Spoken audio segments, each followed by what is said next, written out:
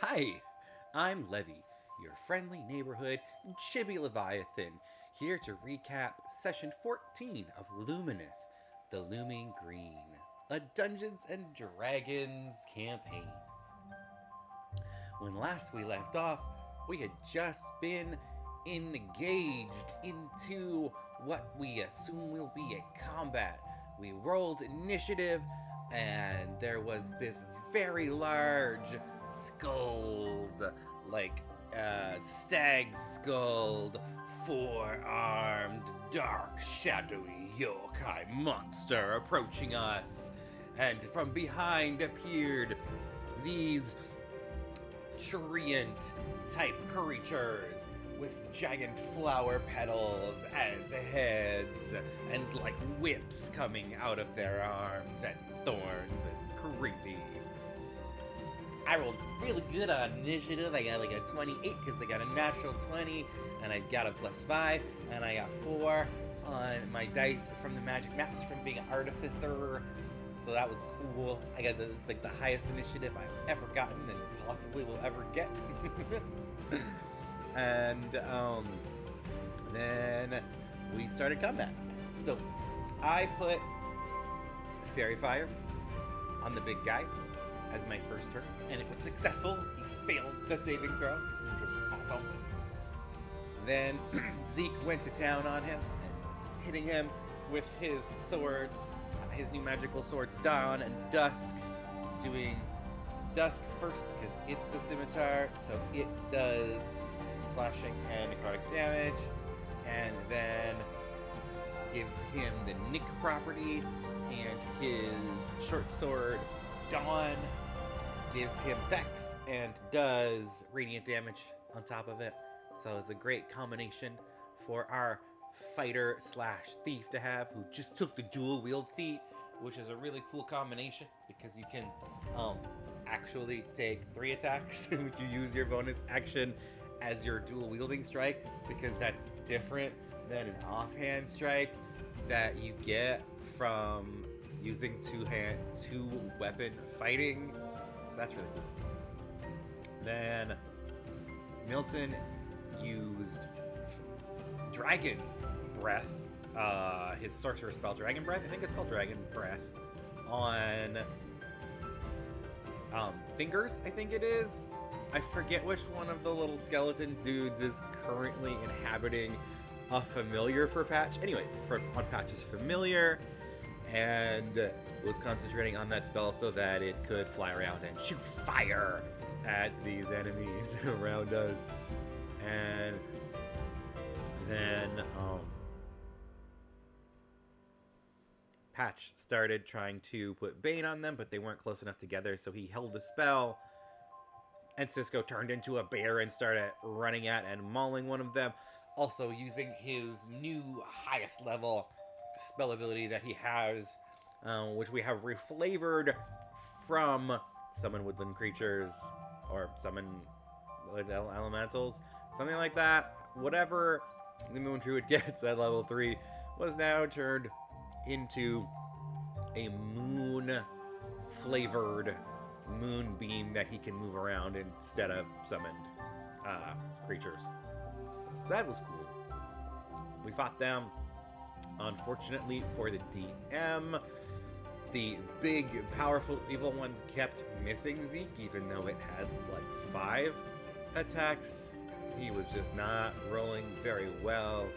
So almost single-handedly, with just a pepper shot from Lyric and Fairy Fire helping to guide his strikes, of course, the whole time, Zeke tripped it almost every round.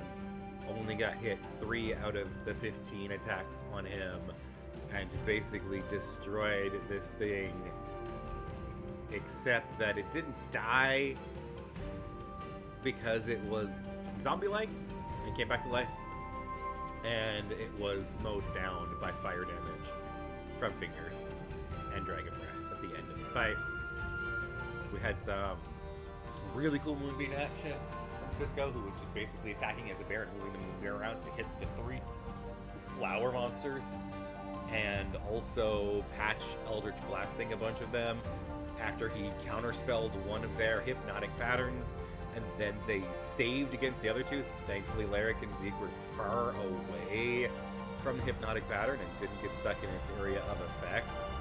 But also, everybody passed their save against it except for the minions, the dog, Demetrius, that's Milton's dog, and Fingers were stuck in the hypnotic pattern for a while, dancing and unable to do anything. Also, Milton, for the first time, I believe, used Vengeful Blade, which is an Illrigger cantrip, on one of these flower beasts, and that was pretty cool, because then it didn't really do much, knowing that if it took an attack or cast a spell, that it was going to take extra damage, like a different kind of booming blade. Instead of you can't move, it's you can move, but you can't do much else this turn if you don't want to get hurt. So that was cool. So we figured out that these flower things acted kind of like Remora for the bigger yokai, which meant that they fed off of the things that it killed in its wake. They kind of hunted with it as it went along.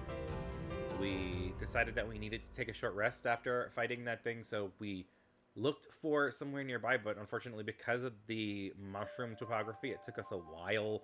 I think about an hour and a half, maybe 2 hours, to find a spot that we felt slightly more comfortable with.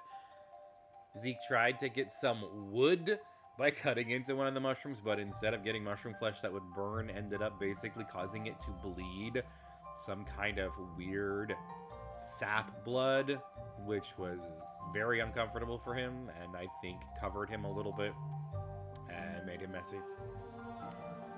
To save the day in that situation, Cisco actually stepped up, and since he and his player are both comfortable with camping, gathered a bunch of mosses and things together off of the ground and built a campfire out of them.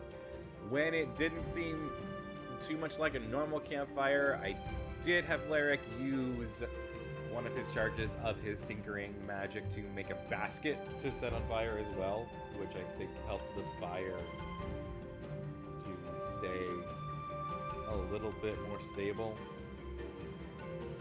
So that was great. So we went from there and made our way up to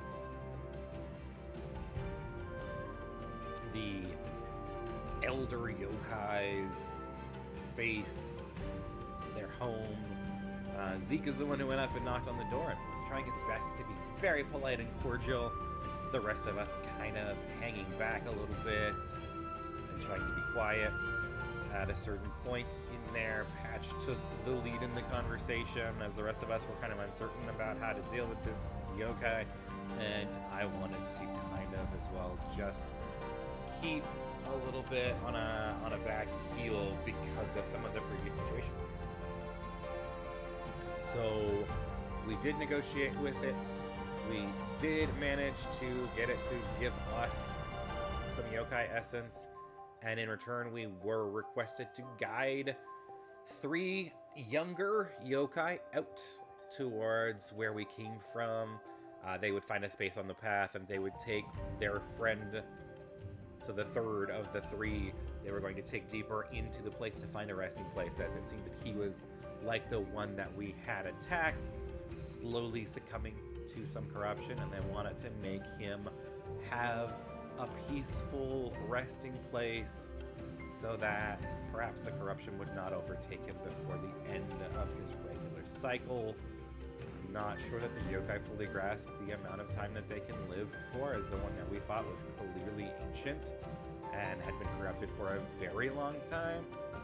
I believe that perhaps the regular cycle now ends a little quicker, and so they assume that this one will be able to live out its days in peace and then pass on without fully succumbing to corruption. But who knows? A lot of the cycles and things in the world seem like they may have been disrupted in different ways, and hence why something like Patch, who seems to be somewhere between spirit and yokai, is even able to exist. That's perhaps something that we will discover along the road of uncovering some of the mysteries of Patch.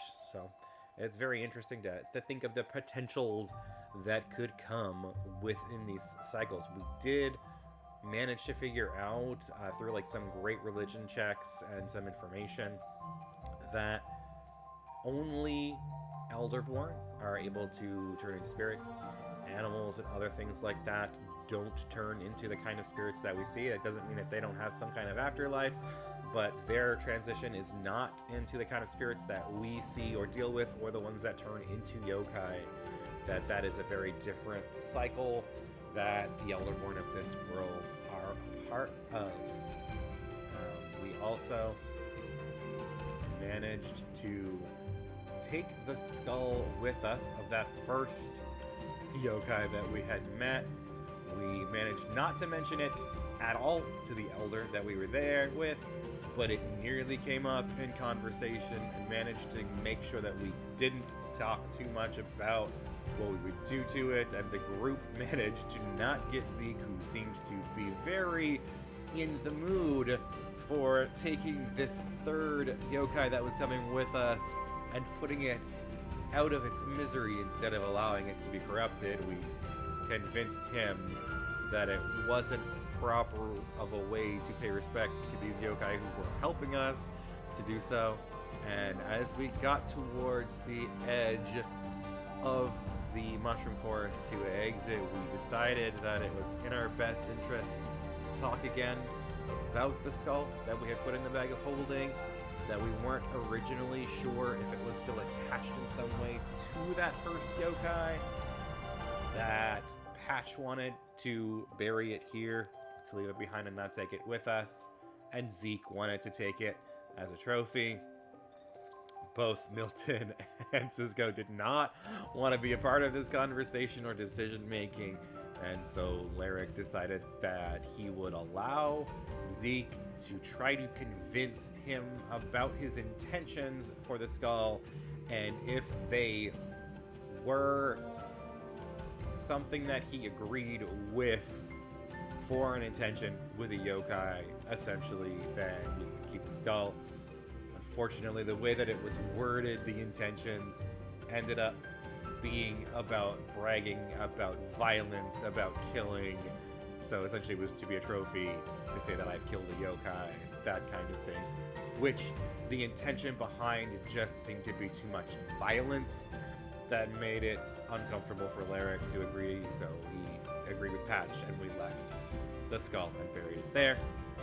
We continued out of the forest, and as we arrived and ended the session, we found that upon exiting, there was some kind of a resting place, and on a bench there was a blue dragonborn adorned in armor, who was reminiscent of a blue dragonborn we had met prior, and in fact may be that same dragonborn.